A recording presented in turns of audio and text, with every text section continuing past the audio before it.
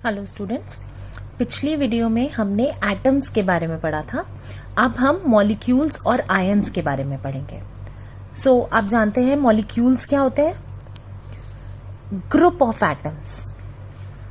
ठीक है, group of atoms मिलकर मॉलिक्यूल्स बनाते हैं।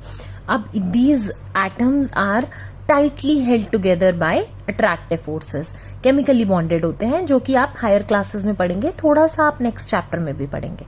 ठीक है, ये स्मॉलेस्ट पार्टिकल होते हैं। मॉलिक्यूल्स क्या होते हैं? Smallest particle of an element or a compound. These are smallest particle of an element or a compound. Okay, basically जो मॉलिक्यूल्स होते हैं वो इंडिपेंडेंटली एग्जिस्ट कर सकते हैं। ठीक है, they do not need something else for their existence. For example अगर मैं बात करूं, oxygen O2 is a molecule and ये एग्जिस्ट करता है in air. Next point is independent existence. Okay, atoms of same element or different elements combine to form molecules. सबसे पहले हम पढ़ेंगे molecules of elements.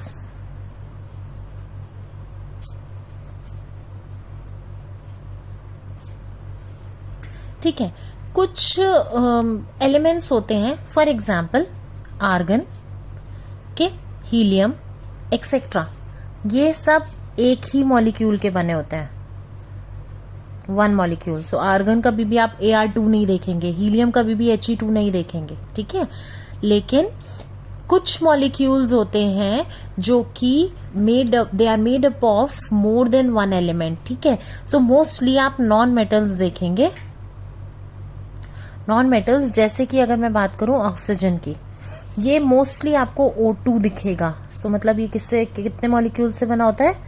2 मॉलिक्यूल से। तो क्या हो गया ये? Diatomic. क्या आप कोई और डाई एटॉमिक मॉलिक्यूल का नाम बता सकते हैं? It's hydrogen. हाइड्रोजन का क्या फॉर्मूला होता है? H2, right. 2 हाइड्रोजन के एटम्स मिलकर एक मॉलिक्यूल बना रहे हैं जिसको H2 कहते हैं। ठीक है, और यही अगर जैसे एग्जाम्पल मैं लेती हूँ ऑक्सीजन का, अगर ये 3 जुड़ जाते हैं तो ये O3 बनाते हैं, विच बिकम्स ओजोन। ये कैसा हो गया? Try atomic. ठीक है, 3 मॉलिक्यूल्स आ गए हैं। ये मोस्टली नंबर ऑफ एटम्स बताता है, कितने, मतलब एक मॉलिक्यूल के अंदर कितने एटम्स हैं, उसको क्या कहते हैं हम? Atomicity. What is atomicity? It is the number of atoms in a molecule. अगर पूछें कि ओजोन में ऑक्सीजन की एटॉमिसिटी कितनी है, you will write 3. Okay? अच्छा, अब कुछ और मेटल्स और कुछ और एलिमेंट्स होते हैं, जैसे कि कार्बन। कार्बन का स्ट्रक्चर बहुत सिंपल नहीं कहलाता। ठीक है, इसमें बहुत लार्ज और इंडेफिनिट नंबर ऑफ बॉन्ड्स होते हैं। अगर मैं आपसे बात करूं, कार्बन जो है वो 3-4 हाइड्रोजन के साथ मिलता है, तब जाके वो CH4 बनाता है। कार्बन का structure is not simple and it consist of a very large and indefinite number of bonds, atoms bonded together. तो कई सारे एटम्स चाहिए होते हैं उसको। ठीक है, अगर मैं एटॉमिसिटी की बात करूं, सबसे पहला हमने पढ़ा मोनो एटॉमिक। मोनो एटॉमिक में क्या देखा था हमने? Argon, helium, right. Diatomic, diatomic में क्या क्या पढ़ा था हमने?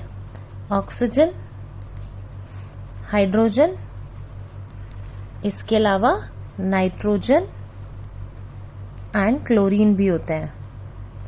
Nitrogen is N2, chlorine is Cl2। ठीक है, then next is tetra atomic. Tetra atomic में आपका फॉस्फोरस आता है। टेट्रा मतलब 4, ये कैसा होगा? P4। ठीक, देन उसके बाद आता है पॉली एटॉमिक। पॉली एटॉमिक में आता है sulphur and sulphur is S8। ठीक है, सो कई सारे हो गए इसीलिए उसको पॉलीएटॉमिक बोल दिया। इतना क्लियर हो गया? ठीक है, सो अब हमने ये पढ़ लिया मॉलिक्यूल्स ऑफ एलिमेंट्स। अब हम पढ़ेंगे मॉलिक्यूल्स ऑफ कंपाउंड्स।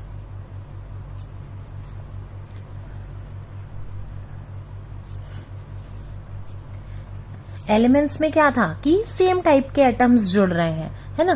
कंपाउंड्स में क्या होता है, atoms of different elements combine to form molecules in different proportions, right. मैं एग्जांपल देती हूँ आपको। डिफरेंट प्रोपोर्शंस का क्या मतलब है, जैसे H2O है ना, ये क्या है, वाटर। कौन कौन जुड़ा इसमें, हाइड्रोजन जुड़ गया और ऑक्सीजन जुड़ गया। ठीक, अब प्रोपोर्शन की बात करूं, अगर मैं इनका देखूं रेशियो बाय मास, आप बता पाएंगे हाइड्रोजन का मास कितना होता है 1, ऑक्सीजन का मास कितना होता है 16, राइट। सो इनका रेशियो कितना हो जाएगा, क्योंकि 2 हाइड्रोजन है तो 2, ठीक है। सो 1 + 1 हो गया 2, सो 16। सो डिवाइडेड अगर मैं कर दूं 2/16, 2 1 2 2 8, तो रेशियो कितना आ गया 1:8, ठीक है। सिमिलरली अगर मैं बात करूं अमोनिया, अमोनिया किस किस से मिलकर बना है, नाइट्रोजन एंड 3 हाइड्रोजन। नाइट्रोजन का कितना होता है 14, हाइड्रोजन का 1 होता है एटॉमिक मास, लेकिन क्योंकि यहां पर 3 हाइड्रोजन है तो 3 हो गया। सो रेशियो कितना आ गया 14:3। Next coming to carbon dioxide CO2, किस किस से मिलकर बना है, carbon and oxygen, right. So carbon का मास कितना होता है 12, ऑक्सीजन का 16, 2 ऑक्सीजन है तो 16 + 16, ठीक है 32 हो गया। तो 12 एंड 32, तो रेशियो कितना आ जाएगा 3:8, ठीक है। ये क्लियर हो गया। हम ये कैसे आइडेंटिफाई कर सकते हैं कि जैसे अगर वाटर बनना है तो कितने हाइड्रोजन के एटम्स होंगे और कितने ऑक्सीजन के। सो इसके लिए ना एक सिंपल सा फॉर्मूला होता है, किस तरह से निकाल सकते हैं मैं वो दिखाती हूं आपको। सो वाटर से शुरू करते हैं, H2O, ठीक है। हमें नहीं पता कितने हाइड्रोजन चाहिए कितने ऑक्सीजन चाहिए, लेट्स से वाटर है और मुझे इतना बता दिया है कि वो हाइड्रोजन से मिलकर बनता है और ऑक्सीजन से मिलकर बनता है। सो ये क्या हो गए हैं एलिमेंट्स, राइट। सो अब इनका रेशियो बाय मास कितना आया था, रेशियो बाय मास कितना होगा इनका, हाइड्रोजन 1 होता है, ये 1:8 आया था ना। सो हाइड्रोजन का 2 होता है और ऑक्सीजन का 16 होता है। सो कितना आ गया 1:8। ओके, जस्ट 1 करेक्शन, यहां पर हम हाइड्रोजन का रेशियो बाय मास ले रहे हैं तो हम अभी 2 ही कंसिडर करेंगे। मास हाइड्रोजन का 2 होता है, एटॉमिक नंबर 1 होता है। So this becomes 2:16 which becomes 1:8। Nitrogen का 14 है, हाइड्रोजन का 2 है।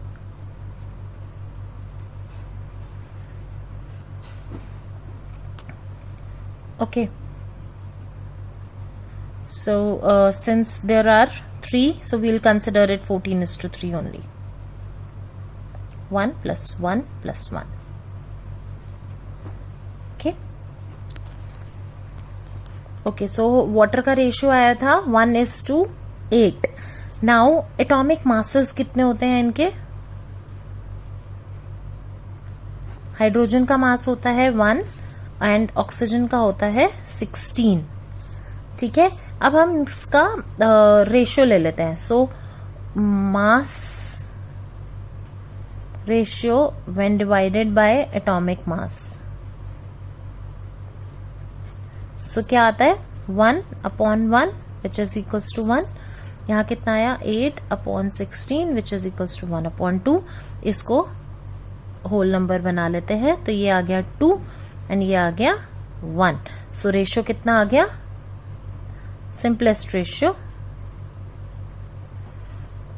2:1. So that means 2 atoms of hydrogen and 1 atom of oxygen, which becomes H2O. Okay, एक और करके दिखा लेते हैं हम, कार्बन एंड ऑक्सीजन. ठीक है, सो कार्बन और ऑक्सीजन का रेशियो बाय मास कितना आया था? Do you remember? So it was 3:8. Okay, so इनका एटॉमिक मास कितना होता है? कार्बन का होता है 12 और ऑक्सीजन का होता है 16. So this becomes 3/12, 1/4 and this becomes 1/2. अब इसको होल नंबर बना रहे हैं. 4 बड़ा था तो 4 से हमने मल्टीप्लाई कर दिया 2. सो कार्बन के का 8 एटम एंड ऑक्सीजन के 2 एटम्स, विच बिकम CO2. ये क्लियर हो गया? सो इस तरह से हम रेशियो निकाल सकते हैं, the ratio by number of atoms in water. इतना क्लियर हो गया? सो आप और भी ऐसे मॉलिक्यूल्स का ट्राई करके देखिएगा. ठीक है, सो इन केस कुछ इश्यू आता है तो आप कमेंट बॉक्स में डालिएगा. नाउ आगे चलते हैं. आयन क्या होता है? What is an ion? So जो कंपाउंड्स होते हैं मेटल्स और नॉन मेटल्स के, जब मेटल और नॉन मेटल के कंपाउंड्स बनते हैं तो उनमें चार्ज्ड स्पीशीज होती हैं. उनको कहा जाता है, इन चार्ज्ड स्पीशीज को आयन कहा जाता है. ठीक, सो आयन्स में consist of a single charge atom और a group of charge atoms. ठीक, सो अगर मैं बात करूं कि या तो सिंगल चार्ज एटम होगा जैसे Na+, या फिर ग्रुप होगा जैसे कि OH-. ठीक, सो जिनमें एक नेगेटिवली चार्ज्ड आयन को एनायन कहते हैं और एक पॉजिटिवली चार्ज्ड आयन को कैटायन कहते हैं. मेरा याद कर रखने का तरीका क्या है? किसको हम, जिसमें पॉजिटिव चार्ज प्लस वो कैटायन और जिसमें नेगेटिव चार्ज वो एनायन. क्लियर हो गया? फॉर एग्जाम्पल अगर मैं बात करूं NaCl, सो इसमें 2 आयन्स है, Na+ एंड Cl-. सो ये एक एनायन, एक कैटायन और एक एनायन से मिलकर बना है, जहां पर sodium is a cation, positively charge ion, and chlorine is an anion which is a negatively charge ion.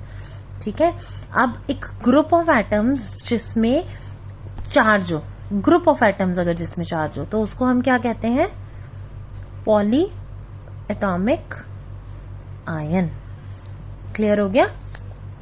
ठीक है, अब अगर मैं बात करती हूँ कुछ आयनिक कंपाउंड्स की, so let's say I am writing the name of some ionic compounds, then उसके अगेंस्ट आई विल राइट कौन कौन से एलिमेंट्स हैं उसमें, and then I will write their ratio by mass, वही जो हमने अभी पीछे किया था. ठीक है, सो मेरा क्या है? सबसे पहला फॉर एग्जांपल कैल्शियम ऑक्साइड. किस किस से मिलकर बना है? कैल्शियम एंड ऑक्सीजन से. ठीक है, कैल्शियम का कितना होता है मास? 40. ऑक्सीजन का कितना मास होता है? 16. राइट, रेशियो कितना हो गया?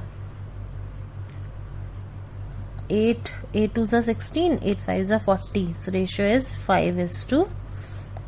क्लियर हो गया?